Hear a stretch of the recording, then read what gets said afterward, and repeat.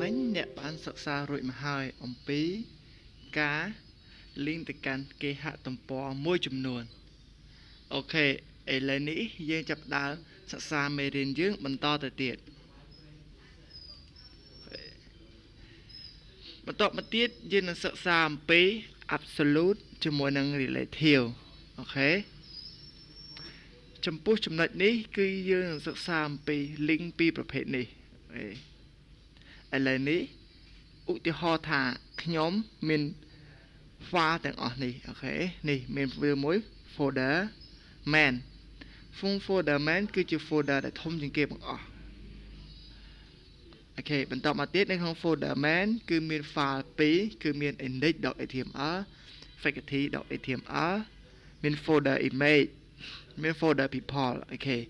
នៅក្នុង folder image គឺមាន file header.jpg student.jpg laboratory.jpg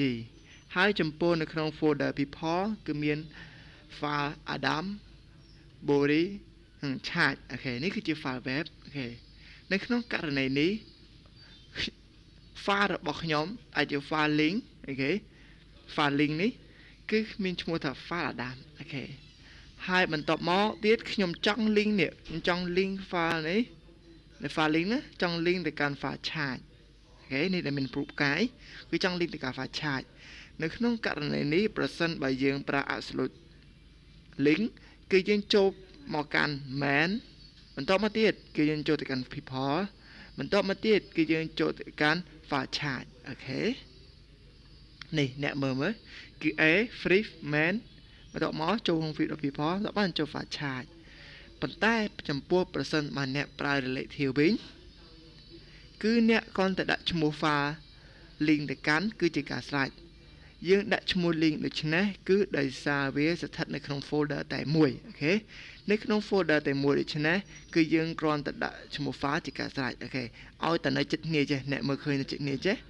អញ្ចឹងមានន័យថាយើងដាក់តែឈ្មោះមកគឺជាការស្រេចនេះគឺជាការប្រើ relative អូខេចំពោះករណីមួយទៀត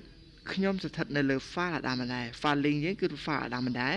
ប៉ុន្តែខ្ញុំបដូរទិសដៅនៃការ link វិញគឺខ្ញុំចង់ link ទៅកាន់ faculty អូខេនេះ faculty នៅក្នុងករណីនេះប្រសិនបើខ្ញុំប្រើ absolute គឺខ្ញុំចូល main បន្ទាប់ពីចូល main ហើយគឺខ្ញុំចូល faculty អូខេនេះគឺជា absolute អ្នកមើលគឺមាន brief main និង faculty គឺចូលមកកាន់ main ហើយចូលមកកាន់ faculty អូខេ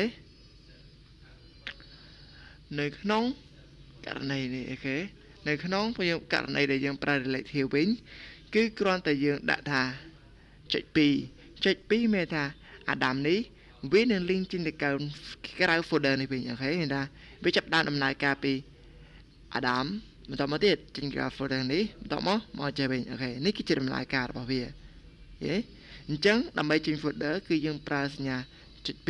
2/ជាមួយនឹង faculty.html អូខេហើយចំពោះប្រសិនបើយើងប្រើ absolute គឺយើងចូលមកពីលើប្រសិនបើយើងប្រើ relative គឺយើង link បាន file តែម្ដងអូខេនេះគឺជាភាពខុសគ្នានៅពីគ្នាខ្ញុំសូមបញ្ជាក់ម្ដងទៀតនៅក្នុងការប្រើ absolute គឺយើងចូលពីដើមរហូត link ទៅកាន់ file អូខេ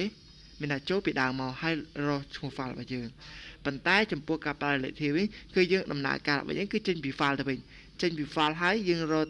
តែ file មួយណាយើងចង់ link ទៅកាន់អូខេ file យើង link កាន់ link ទៅកាន់ absolute ចូលមកពីលើវិញអូខេហើយរកទៅរក file ចំពោះ relative គឺចេញពី file ដែលយើង link ទៅរកកាន់វិញតើ file មួយណាអូខេចេញក្រៅ folder ចូលក្នុង folder គឺគេនៅគ្នាទេអូខេនេះជាភាពខុសគ្នាឥឡូវនេះដើម្បីកុំឲ្យមានចម្ងល់ច្រើនយើងចាប់ដើមធ្វើការអនុវត្តតែម្ដងអូខេឥឡូវនេះខ្ញុំសូម minimize ទុកសិនអូខេឥឡូវនេះខ្ញុំមាន folder មួយឈ្មោះថា website អូខេនៅក្នុងនោះគឺជា structure អ្វីដែលយើងអំបញ្ញមើលអំបញ្ញមិញអូខេគឺមានទី1មាន folder main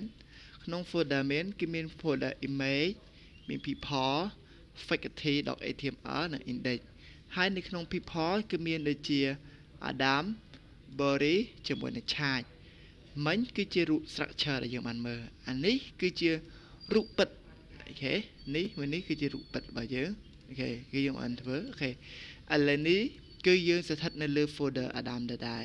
បន្ទាប់មកយើង link ទៅកាន់ folder charge អូខេអ្នកបាក់មើល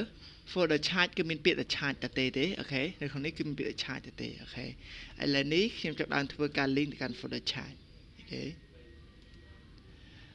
អូខេដើម្បីធ្វើការ link គឺទី1ខ្ញុំដាក់ថា free a បន្ទាប់មកទៀតគឺ free ខ្ញុំសូមធ្វើការ link របៀប relative មុនអូខេគឺដាក់ charge ដល់ html អូខេតោះបាត់វិញខ្ញុំដាក់ថាcharge ខ្ញុំដាក់ពងកញ្ចក់ដាក់ថា relative អូខេ relative ខ្ញុំសូមបិទពងកញ្ចក់វិញអូខេខ្ញុំសូមចុះបន្ទាប់មួយដើម្បីមានភាពងាយស្រួលក្នុងការមើលអូខេហើយមួយទៀតខ្ញុំធ្វើការ link ទៅកាន់charge ដូចគ្នាប៉ុន្តែខ្ញុំប្រើជាលក្ខណៈ absolute វិញអូខេ charge ដាក់ថា absolute អូខេ absolute អូខេហើយសូម /a វិញអូខេសូមចុះបន្ទាត់មួយដើម្បីងាយស្រួលក្នុងការមើលនៅក្នុងការ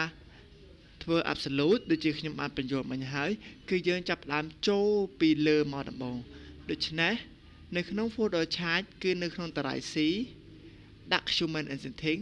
nida desktop website main people អូខេនៅត្រង់ចំណុចនេះគឺយើងគ្រាន់តែ copy address bar នេះមកអូខេសូម copy ហើយខ្ញុំ paste នៅក្នុងនេះអូខេបន្ទាប់មកទៀតគឺយើងចាប់ដើម slash អូខេហើយជាមួយឈ្មោះ file របស់យើងអូខេជាមួយ charge.html អូខេនៅត្រង់ slide ដែលខ្ញុំបញ្យល់គឺ folder ធំជាងគេគឺ main ប៉ុន្តែនៅពេលយើងអនុវត្តអ្វីដែលធំជាងគេគឺតារាយ C បន្ទាប់មកទៀតគឺដាក់ human and setting បន្ទាប់មកទៀតគឺវាចូលទៅកាន់ folder nida បន្ទាប់មកទៀតគឺវាចូលទៅកាន់ folder desktop ចូលទៅកាន់ folder website main people បន្ទាប់មកបានជា folder charge វាជាឆ្ងាយបន្តិចដោយសារយើងមាន folder តគ្នាច្រើនអូខេឥឡូវនេះខ្ញុំសូមធ្វើការ save អូខេខ្ញុំសូម minimize ទុកដើម្បី view file Adam របស់យើងអូខេនេះគឺជា file Adam របស់យើងអូខេនៅពេលនេះខ្ញុំសូមចុច relative មុនអូខេនេះវានឹងធ្វើការ link មក file charge អូខេ charge បន្ទាប់មកនេះខ្ញុំសូមចុច break ទៅវិញ break អូខេខ្ញុំសូមចុច absolute ម្ដងអូខេវានឹង link មកកាន់ file charge ដូចគ្នាអូខេប៉ុន្តែគ្រាន់តែការសរសេរគឺវាខុសគ្នាបន្តិចការប្រើ relative គឺមានលក្ខណៈខ្លីហើយងាយស្រួលប៉ុន្តែការប្រើ absolute វិញគឺលក្ខណៈវែងឆ្ងាយគឺចូលតាំងពីដើមមកអូខេឥឡូវនេះយើងមើល file យើងគឺបាន view ជាមួយនឹង Microsoft Internet Explorer ឥឡូវនេះខ្ញុំចាប់ដើម view វាជាមួយ Firefox វិញតើមានលក្ខណៈខុសប្លែកគ្នាយ៉ាងម៉េចដែរអូខេឥឡូវនេះសូម open fan ជាមួយនឹង Firefox អូខេខ្ញុំសូមចុច relative មុនអូខេគឺវា link ទៅកាន់ file charge ដូចគ្នាខ្ញុំសូមចុច back មកវិញដើម្បីធ្វើការចុច absolute ម្ដងឥឡូវនេះខ្ញុំសូមធ្វើការចុច absolute តែម្ដងអូខេនៅពេលដែលខ្ញុំចុច absolute គឺវាមិនបានស្គាល់ទេចំពោះ Firefox អូខេនេះគឺមានថា Firefox doesn't know file open address because protocol C is not associated my program អូខេមានថាចំពោះយើងដាក់ត្រៃ C ចុច2/ ហ្នឹងគឺវាមិនបានស្គាល់ទេជាទូទៅប្រសិនបើយើងចង់ប្រើ absolute នៅក្នុង Firefox គឺយើងត្រូវថែមពាក្យមួយទៀតគឺពាក្យថា file ចុច2/ 3ដងហើយចាំដាក់ត្រៃ C តាមក្រោយឥឡូវនេះខ្ញុំចាប់ដើមកែតែម្ដងអូខេខ្ញុំចុច open notepad ដើម្បីការកែ absolute វិញអូខេ file ចុច2បន្ទាប់មកទៀតគឺយើងត្រូវ /3 ដង1 2 3អូខេ3ដងបន្ទាប់មកទៀតខ្ញុំធ្វើការ save អូខេបន្ទាប់មកទៀតខ្ញុំចុចមកឥឡូវនេះខ្ញុំសូមធ្វើការ layout អូខេនេះយើងធ្វើជាមួយនឹង Internet Explorer ខ្ញុំចុច relative ស្គាល់ចំពោះខ្ញុំចុច absolute វិញគឺវាស្គាល់ដូចគ្នាអូខេឥឡូវខ្ញុំសូមបិទវិញដើម្បី view ជាមួយ Firefox ម្ដងអូខេឥ ឥឡូវនេះខ្ញុំចុចត្រៃ C អូខេគឺស្គាល់គឺមានថាវា link ពីត្រៃ C ទៅដូចគ្នាឥឡូវនេះខ្ញុំចុច absolute តែម្ដងអូខេគឺវាស្គាល់ដូចគ្នាអូខេដូច្នេះនៅក្នុងការប្រើ link គឺខ្ញុំសូមឲ្យអ្នកដាក់ពាក្យ file ហើយបន្តចុចពី /3 បន្ទាប់មកចាប់ដាក់ drive C តាមក្រោយធ្វើដូច្នេះគ្រប់ browser គឺវាអាចស្គាល់បានរបៀប style absolute អូខេគឺវា link ពី drive C ទៅដូចគ្នាអូខេឥឡូវនេះខ្ញុំសូមបន្តទៅទៀតខ្ញុំសូមបិទចោលបន្តមកទៀតខ្ញុំធ្វើការ link ចេញទៅក្រៅ folder គឺ link ទៅកាន់ folder faculty ដែលក្នុង folder faculty មានពាក្យដូចជា faculty.html អូខេឥឡូវនេះគឺខ្ញុំចាប់ដើមចូល file Adam របស់យើងខ្ញុំចុចចូល folder people ដែលនៅ file Adam នេះអូខេឥឡូវនេះខ្ញុំចាប់ដើម open with អូខេដើម្បីចេញទៅក្រៅ folder គឺយើងត្រូវដាក់ចុច2 /1 អូខេបន្ទាប់មកទៀតគឺយើងដាក់ថាឈ្មោះ file យើងអូខេឥឡូវខ្ញុំសូមចុច back ទៅវិញកុំឲ្យច្រឡំឈ្មោះ file យើងគឺឈ្មោះថា faculty.html អូខេឥឡូវនេះខ្ញុំសូម copy តែម្ដងសូម copy បន្ទាប់មកខ្ញុំផាសនៅក្នុងនេះអូខេត្រង់នេះខ្ញុំដាក់ថា faculty វិញ faculty អូខេហើយនៅក្នុងត្រង់នេះគឺខ្ញុំសូមលុប folder មួយគឺយើងអត់បញ្ចូលក្នុង folder នេះទេគឺខ្ញុំសូមលុបអានេះចោលគឺយើងគ្រាន់តែចូលក្នុង file main ជាការស្រេចបន្ទាប់មកទៀតខ្ញុំដាក់ថា faculty.html អូខេកន្លែងនេះខ្ញុំសូមដូរពាក្យវិញដាក់ថា faculty.html អូខេខ្ញុំសូមធ្វើការ save បន្ទាប់មកខ្ញុំខ្ញុំធ្វើការហើយខ្ញុំបើក file Adam របស់យើងអូខេនេះគឺ file Adam របស់យើងអូខេឥឡូវនេះខ្ញុំចាប់ដើមចុច relative មុន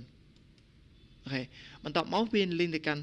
folder ថា faculty អូខេខ្ញុំចុច back វិញបន្ទាប់មកទៀតខ្ញុំសូមចុច absolute អូខេវានឹង link ទៅកាន់ folder main ដែលមាន folder មាន file ឈ្មោះថា faculty អូខេនេះជាការ link របស់វា